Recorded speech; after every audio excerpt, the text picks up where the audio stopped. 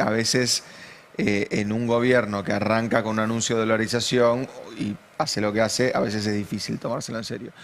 Pero me parece que Milei ha puesto la economía al borde del precipicio varias veces como resultado de esa negativa a acumular reservas.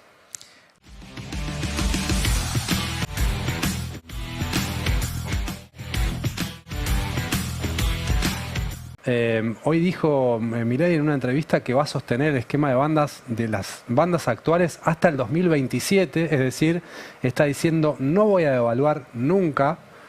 ¿Y cómo se compatibiliza eso con la necesidad o no, si es que vos quizás no lo considerás una necesidad, de acumular reservas?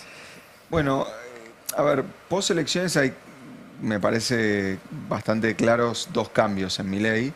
Hay un cambio en lo político que es bastante evidente, la idea de coalition building, lo llamó Bessent, o digamos, ir un poco más al consenso y no confrontar todo el tiempo. En la parte económica empieza a haber, como pasó varias veces con esta administración, una ambigüedad entre algo que yo creo que hoy es un requerimiento ya de Estados Unidos, ni siquiera del Fondo Monetario Internacional, ni siquiera de los mandriles locales, digamos, y lo que el presidente quiere, que eso lo sabemos bastante claramente. ¿Por qué te digo esto? Milei dio una entrevista el lunes, si no me equivoco, con Pablo Rossi, no, perdón, con Antonio Laje, y Antonio Laje le preguntó si iba a acumular reservas, él dijo no, si yo bajo el riesgo país puedo tomar deuda y de esa manera lleno el Banco Central de dólares que me presta el mercado. Y el jueves, con Rossi, dijo, bueno, bajo ciertas circunstancias, si la demanda de dinero aumenta, podría acumular reservas, qué sé yo. Emitiendo pesos como contrapartida. Y hoy en la nota del Financial Times, ya ahí uno creo que empieza a ver la contradicción, que es que Milei cree que hay una dinámica en la cual puede acumular reservas sin presionar el tipo de cambio arriba de la banda. Y para que eso fuera cierto, deberían pasar, digamos, alguna de estas dos cosas o las dos cosas al mismo tiempo. Número uno, deberían empezar a entrar una cantidad de dólares muy grande por inversión, cosa que hasta el momento Argentina ha tenido la dinámica inversa. O sea, en realidad, lo que vimos hasta ahora, salvo un caso, las compañías internacionales se van y son los argentinos los que las compran, con lo cual el flujo de dólares va desde Argentina hacia el exterior. Y dos, la demanda de dólares, que fue la más grande de la historia, digamos, en la previa electoral, debería caer. Si esas dos cosas pasaran, o sea, si la inversión te diera mucho más dólares y bajando la demanda te diera mucho más espacio, ese sobrante tal vez lo podría comprar el Banco Central. Me da la sensación, como arrancó el mercado después de las elecciones, que eso no es posible. Entonces yo creo que Milei hoy está presionado, ya no por el Fondo Monetario, que recuerden que este esquema originalmente era así. El esquema era entre 1.000 y 1.400, abriéndose 1% para arriba, 1% para abajo por mes, y ahí en ese medio Milei tenía que comprar reservas. Ahora, habiéndose tomado 6 meses para no hacer eso, con el dólar tan cerca del techo de la banda, mi impresión es que si el Banco Central se pone a comprar reservas, salvo cuestiones coyunturales, nosotros tenemos la hipótesis de que la semana pasada compró unos 70 millones de dólares, pero la pregunta es si puede comprar sistemáticamente reservas. Mi impresión es que a este tipo de cambio eso está muy difícil. ¿Vos crees que la demanda de los ahorristas se va a sostener en los mismos niveles o...? No, seguramente va a bajar porque todavía no tenemos los datos de octubre, pero en septiembre vimos 6.500 millones de dólares de demanda de ahorristas, que es un número demencial. O sea, para que se den una idea, porque uno a veces no termina de encastrar las magnitudes. O sea, en un mes nos compramos el superávit de vaca muerta de un año. Entonces, si Argentina tiene esos niveles de inestabilidad, no hay vaca muerta que aguante, vos tendrías que tener 12 vacas muertas solo para que los argentinos ahorráramos la plata que queremos ahorrar. Ahora, para la economía, obviamente si esa demanda siguiera a ese nivel sería gravísimo, pero ya es muy grave que, dado que esa demanda fue porque Milei iba a perder, esa era la idea que se había instalado en el mercado, es muy grave que no se revierta esa decisión.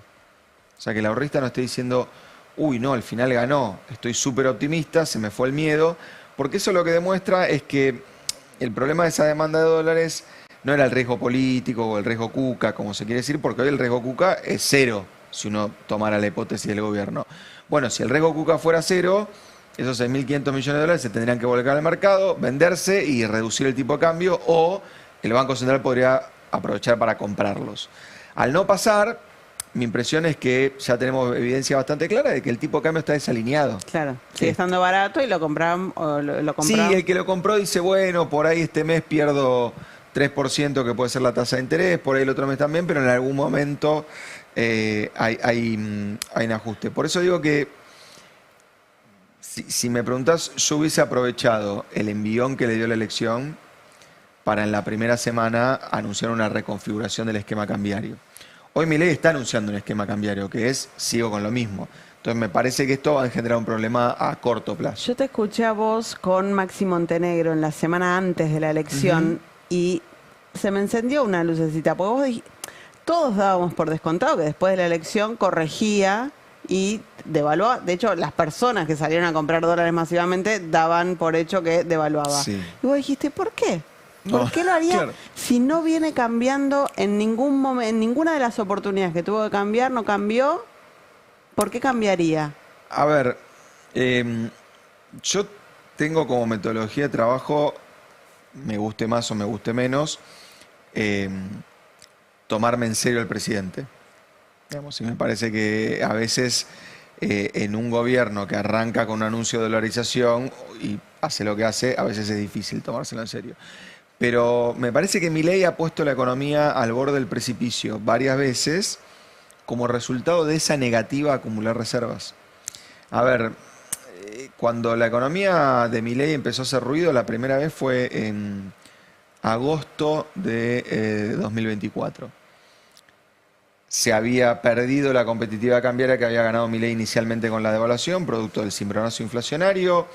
El dólar paralelo en ese momento creo que valía 60% más que el oficial. Todos empezamos a decir, ¿cómo hace? Era un se viene, y ahí aparece el blanqueo. Cuando aparece el blanqueo, todos decimos, bueno, aprovechá, comprate esos dólares para que la próxima que tengas un tipo de cambio que luzca barato, no te comas el mismo cimbronazo. En vez de hacer eso, Milei tiene la primera negativa para comprar dólares, y en el mercado se instala el rumor, por primera vez, que en realidad el equipo económico decía compremos dólares y Milei no. La segunda vez que pasa lo mismo, pero ya hay mucha evidencia de que había un acuerdo inicial de comprar dólares que Milei revierte al último minuto, es con el acuerdo con el fondo. Que si ustedes leen las 120 páginas del acuerdo, cada media carilla dice hay que comprar dólares. Y esos documentos no es que lo escribe unilateralmente el fondo, es un documento que se escribe generando un consenso entre el Ministerio de Economía del país y el fondo. Entonces, yo lo ponía en estos términos. Un estadista, para mí, es una persona que cuando no necesita hacer una corrección, la hace, porque está pensando 5 pasos para adelante. Ahora, al mismo tiempo, miro a Latinoamérica, casi te diría que los emergentes tienen esa característica, nunca había un presidente que gane y después devalúe. Porque la victoria muchas veces confunde al político. Y entonces Milei, que suele dar la vida por tener razón, puede haber dicho, vieron, son todos mandriles, no había que devaluar. De hecho, la gente votó no devaluar. Entonces, hoy creo que estamos en ese problema. Les confieso algo, cuando nosotros tuvimos que hacer los escenarios macroeconómicos para este trimestre, teníamos la hipótesis de que Estados Unidos nos rescataba contra un condicionamiento de hacer los deberes el día después de la elección, y ahí el árbol de decisión se nos abría en hace los deberes, no hace los deberes. Él gana y no hace los deberes, nosotros en chiste en la oficina lo llamábamos el escenario de la quinta flota en el Río de la Plata. O sea, como Trump diciendo, te dije que corrijas. Y yo creo que hoy en las declaraciones de Milei pasa eso. Hay una declaración libertaria, no voy a comprar reservas, y después hay una declaración del presidente que tiene un acuerdo con Trump, que dice, sí, voy a comprar reservas. Y el mercado empieza a estar nervioso por ese zigzagueo del presidente. Metámonos en la lógica de Milei. Él dice, bueno, los pagos de deuda que tengo que hacer los voy a hacer pidiendo más guita, más deuda, voy a rolear la deuda y puedo sostener este nivel de tipo de cambio. ¿Qué consecuencias negativas nos trae eso? A ver, voy sobre el final con eso, pero un cachito antes. Yo le concedo a Milei que él tiene un problema del cual él formó parte, pero ahora le toca estar del lado del que sufre ese problema, que es el riesgo político. Porque hace mucho en Argentina que la mejor estrategia para ganar una elección es moverle la mesa al que gobierna. Digo, me tocó a mí que Macri, también Scioli, nos moviera la mesa diciendo le vamos a pagar el 100% de los fondos buitres. Entonces eso inhibía las posibilidades de negociación del gobierno saliente. Alberto le movió la mesa a Macri cuando dijo voy a pagar las jubilaciones con las LEVAX. Y Milei le movió la mesa a Alberto cuando dijo el peso es excremento, no renueven los plazos fijos. Si vos vas a una elección y del otro lado te dicen no voy a pagar la deuda con el FMI, no voy a pagar la deuda con los bonistas y voy a cobrar un impuesto a la fuga de capitales, por supuesto la gente va a comprar dólares. Si vos tenés esos niveles de inestabilidad política, que son un dato, está mal, pero es un dato, lo que deberías hacer es copiar al país que tiene un mayor nivel de inestabilidad política que Argentina y sin embargo económicamente es muy sólido, que es un país que el equipo económico muchas veces pone ejemplo, que es Perú. Ustedes saben que en Perú cada 6 meses voltean un presidente, lo meten preso, se suicida, qué sé yo. La economía no se mueve, el riesgo país no se mueve, el dólar no se mueve. ¿Por qué? Perú tiene en el mercado emitidos 40.000 millones de dólares de deuda. Tiene guardados en el Banco Central 80.000. O sea, tiene 2 veces guardado lo que debe. Como le puede pasar a cualquier cliente de un banco. Si vos vas a un banco y decís, mira, yo tengo 2 millones de dólares guardados. El banco te dice, perfecto, tome 40 tarjetas de crédito, úselas como quiera. El mercado financiero internacional funciona igual. Argentina tiene en el mercado 120.000 millones de dólares de deuda. Y en el Banco Central, contando el desembolso con el fondo, tiene 4.000. Entonces, si vos tenés niveles de inestabilidad política como los que sufre Milei, como los que sufrió Alberto, como los que sufrió Macri, como los que sufrió Cristina, pero además tenés un Banco Central vacío, bueno, ahí tenés el combo de lo que te pasa. Si arriba de eso querés sostener el dólar en estos niveles, pasa, me parece algo muy sencillo. Los ganadores son aquellos sectores que no necesitan del dólar para competir. Y ahí hay 2, los recursos naturales y los servicios. Los servicios por definición, porque vos no podés competir, no es que Argentina importa peluqueros, digamos, por poner el ejemplo clásico.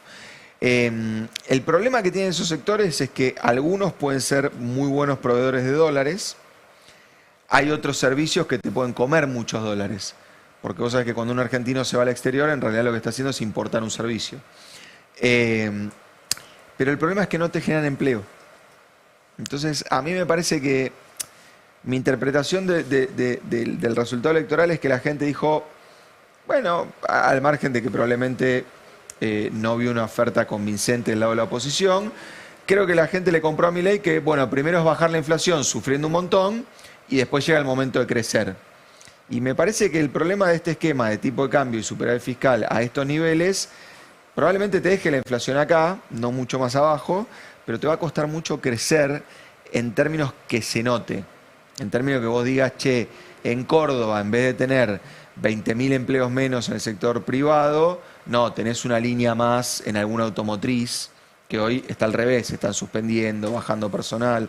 Así que a mí me parece que la segunda mitad del mandato de Milei, insisto, si volvemos al esquema de no compro reservas, se quedan las bandas, etcétera, vamos a hablar de lo que hablamos siempre en 2 meses.